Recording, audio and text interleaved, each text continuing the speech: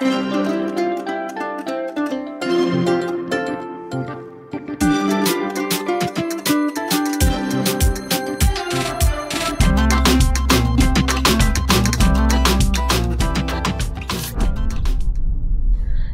is the Great Wall Day. Nggak lengkap kalau misalnya ke Beijing tapi nggak ke Tembok Cina. Tembok Cina ini letaknya sekitar 60-70-an kilometer dari pusat kota Beijing. Ada beberapa bagian dari Tembok Cina yang kita bisa kunjungi. Yang paling dekat dari Beijing dan paling terpelihara adalah Pataling. Selain Pataling, yang terkenal ada juga Mutianyu. Pataling ini adalah bagian yang paling ramai dikunjungi oleh warga lokal. Dari pusat kota Beijing, kita bisa naik bus, taksi, ataupun kereta cepat khusus ke bagian Pataling. Kalau misalnya nggak mau ribet, banyak private tour yang menyediakan transportasi dari dan kembali ke pusat kota Beijing. Tur-tur ini bisa cek di trip.com. Pada kesempatan kali ini, kita akan mengunjungi Pataling naik Didi. Perjalanan dari pusat kota Beijing sekitar 1,5 jaman. Kami pergi pagi-pagi agar belum terlalu ramai.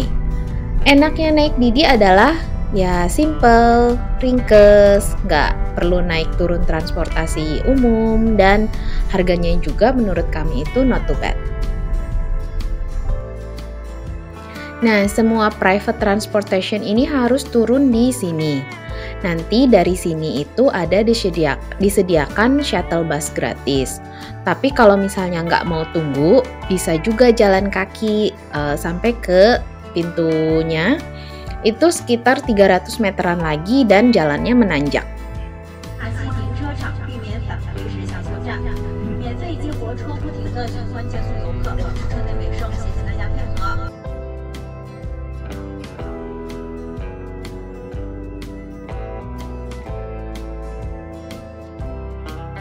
Turun dari bus, kita langsung sampai di depan loket tempat beli tiket cable car.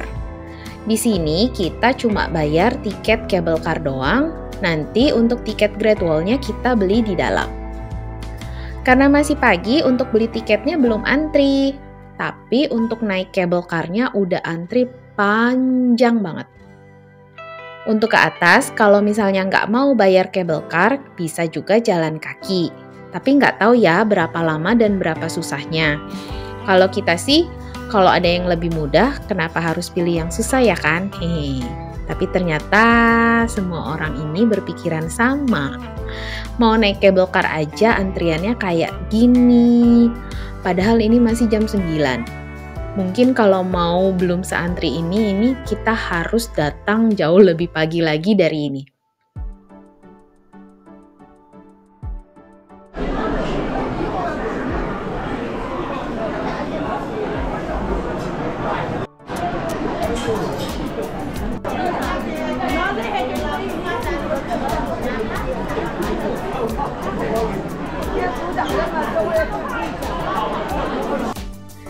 Setelah antri sekitar sejaman, akhirnya kita lewat juga gate-nya.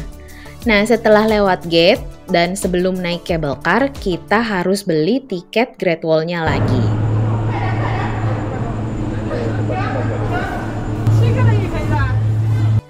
Lalu akhirnya kita naik cable car yang perjalanannya cuma sekitar 2 menit aja. Turun dari cable car, ya benar, kita harus antri lagi. Luar biasa emang Tembok Cina bagian Pataling ini. Kalau misalnya mau yang nggak sepadat dan seramai ini, mungkin mending ke Mutianyu aja. Di sana itu lebih jauh, tapi lebih sepi dari warga lokal. Jadi kemungkinan sih nggak bakal ngelihat Great Wall seramai ini.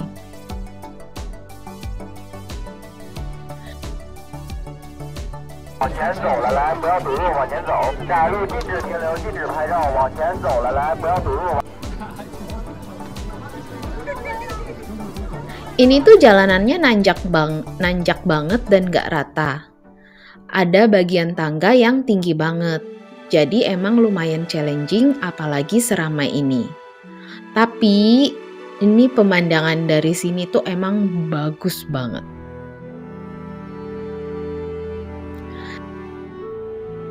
Tembok Cina ini dulu pertama kali banget dibangun pada abad ke-7 sebelum Masehi. Tapi bagian-bagian yang terkenal ini dibangun pada masa dinasti Ming tahun 1368 sampai 1644. Ini sebenarnya adalah series dari benteng yang saling menyambung satu sama lain, digunakan untuk pertahanan dan juga border controls. Total panjang dari semua bagian tembok Cina itu, kalau misalnya digabungin adalah 21.000 km. Tembok Cina ini benar-benar ada di hati masyarakat lokal ya. Lihat aja, walaupun kesininya jauh, antri, terus ribet juga. Tapi banyak juga yang kesini tuh udah lansia. Bahkan ada yang pakai tongkat dan pakai kursi roda juga kesini. Walaupun tuh di sini nggak ramah kursi roda, tapi nggak dilarang juga. Jadi ya resiko tanggung sendiri. Semacam, pokoknya tuh harus kesini apapun resikonya deh. Kami menikmati pemandangan, istirahat sambil berdiri, foto-foto, lalu kami antri turun lagi. Kami turunnya pakai cable car juga. Tapi kalau misalnya mau jalan kaki turun bisa juga. Tadi di depan beli tiket cable car-nya yang one way aja.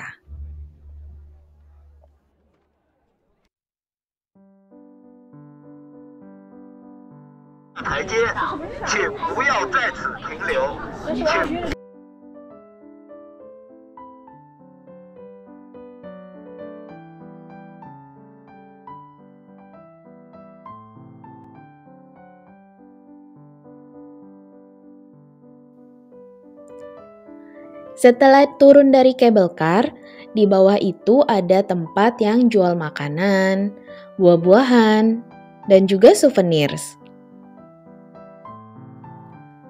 Dan semakin siang itu beneran semakin ramai. Keramaian dan antrian yang tadi pagi belum ada apa-apanya dibanding dengan antrian sekarang. Bisa dilihat sendiri.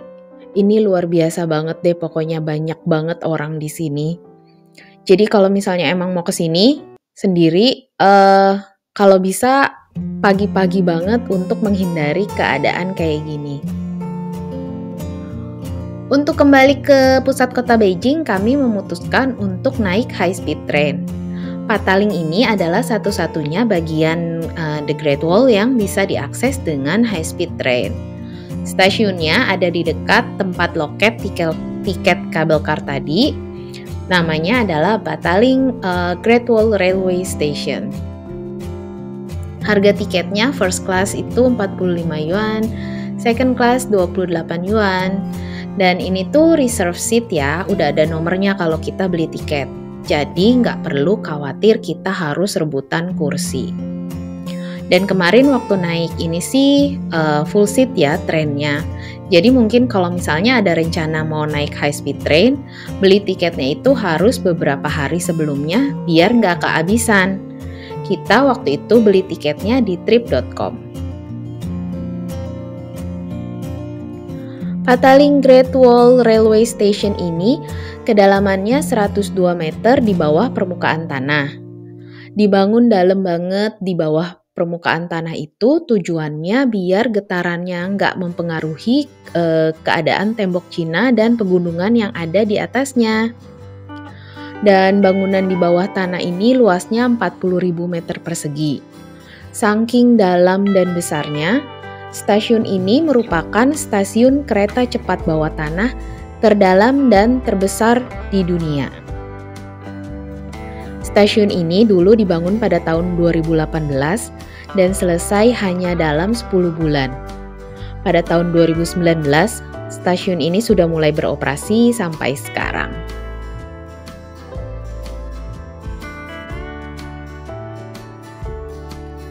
Naik kereta ini cepet banget, cuma 20 menit udah sampai di Qinghe Railway Station. Dari Qinghe kami lanjut naik subway metro ke Bird Nest.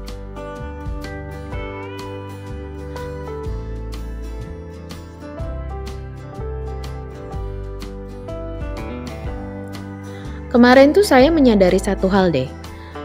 Stasiun metro di Beijing ini rata-rata satu stasiunnya hanya ada 2 line. Jadi lumayan membantu buat yang bingung. Kalau misalnya cuma disuruh pilih 1 dari 2 kan masih lebih mending ya dibanding pilih 1 dari banyak. Dan untungnya mayoritas juga udah ada translation bahasa Inggrisnya. Jadi itu amat sangat membantu. Next station is Xi Change here for Changjiang Line. Doors will open on the right-hand side.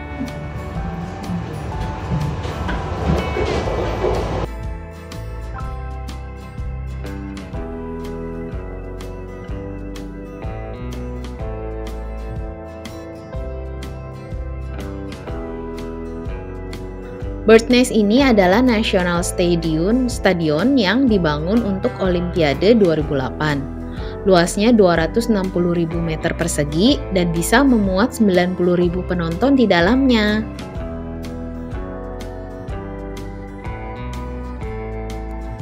Dari Bird Nest kami pergi ke Wangfujing, another pedestrian street yang terkenal.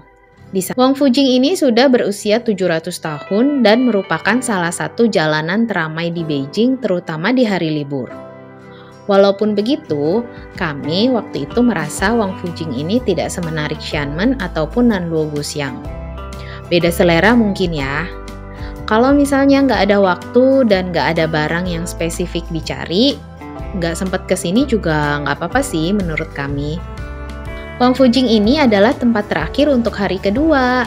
Setelah dari sini, kami langsung ke hotel untuk beristirahat, mengumpulkan tenaga untuk hari ketiga besok. Sampai jumpa di video selanjutnya.